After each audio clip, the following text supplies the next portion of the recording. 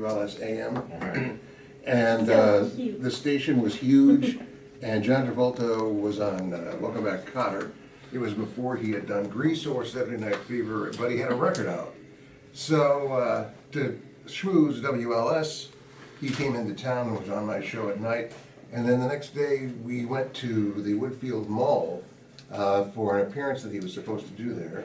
And what was expected to be just 2,000 or 3,000, which in itself is a pretty good number, turned into more like 25,000 to 30,000 screaming teenage girls inside the atrium of the Woodfield Mall, so the sound is reverberating.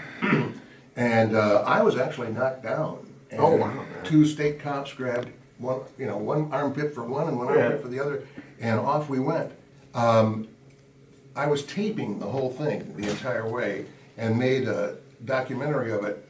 And in the audio, we had, I guess you would call them bodyguards now, but cops around us, undercover plainclothes, and we're going in, and we come out of the tunnel into the mall, and you hear the crowd noise come up, and then there's this swarming crowd noise, and you hear one of the officers say, "My gun! Oh my God, my gun is coming out of its holster," because the pressure of the crowd coming in on him was actually lifting. No. Yeah, was lifting the revolver out of the holster. Yeah. And then it dropped on the floor, and 5 were killed. I know, never heard that part. I'm sorry, that didn't happen. Oh, the same. God.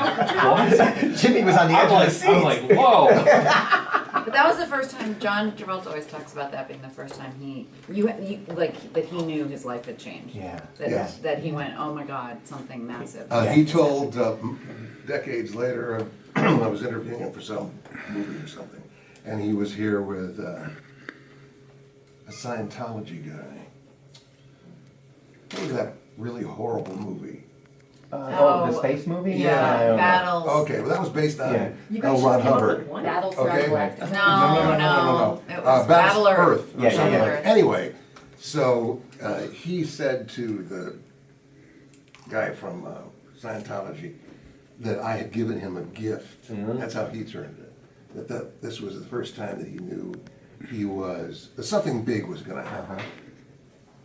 It was the first time there had been any kind of groundswell fandemonium. Yeah.